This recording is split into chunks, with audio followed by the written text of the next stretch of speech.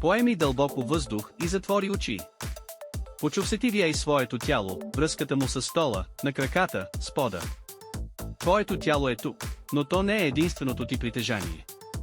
Без контакта с видимото те обзема спокойствие, душевен комфорт. Сега си представи, че шофираш, пътуваш по твоята дестинация, но си обзет от неспокойствие, как ще пристигнеш в крайната си точка. Май не си бил никога там. Потокът се усилва, увеличават се рисковете, на които се подлагаш, бързайки с голяма скорост към целта.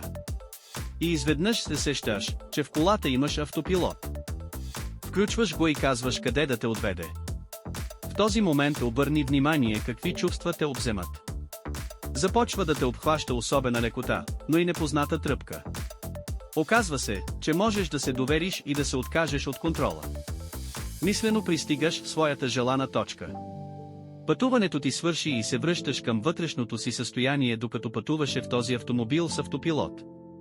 Прекрасно пътуване, не само пристигна успешно, но даже успя да подремнеш, нищо не те безпокои в него. Прекрасен финал на тази отсечка от живота ти. А сега си представи, че имаш план за следващата година. А защо не и за 2 или за 5 години напред? Кое е важно за теб в този момент?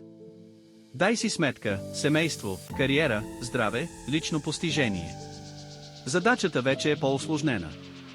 С разума си не можеш всичко да обхванеш. Залозите стават по-големи, скоростта по-опасна или отклоненията от пътя по-забавящи. С кого си, как ще стигнеш там, какво ти коства? Отначало може би разумът пак ще те доведе до тревога, като някакво изпитание, пред което си изправен. Но изведнъж се сещаш, че имаш своя автопилот, твоят вътрешен непогрешим навигатор. Спомни си предишното триумфално пътуване до първата ти цел, ръководено безукорно от него. Та той ти помогна да се почувстваш силен, покорител на нещо конкретно. Но този автопилот може много повече. Да ти даде прозрения, които не си имал, да те вдъхнови за срещи или действия, които не си предполагал.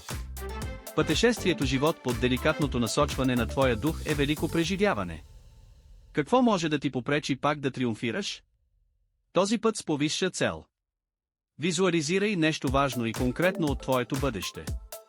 В енергийния свят всичко е тук и сега. Можеш да посегнеш и да го постигнеш.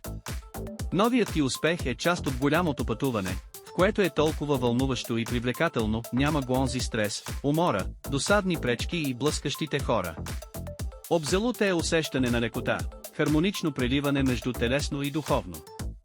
Току-що направи невероятно голяма крачка, довери се на своя дух, на своята нематериална съставляваща, отлично. Това е направо възхитителен скок. Сега пак направи дълбоко вдишване и бавно отвори очи. Светът изглежда същият, но ти си вече друг. Ще дойде моментът, когато той ще се подреди според твоя мисловен образ. Чакат те нови хубави усещания в твоето пътуване живот.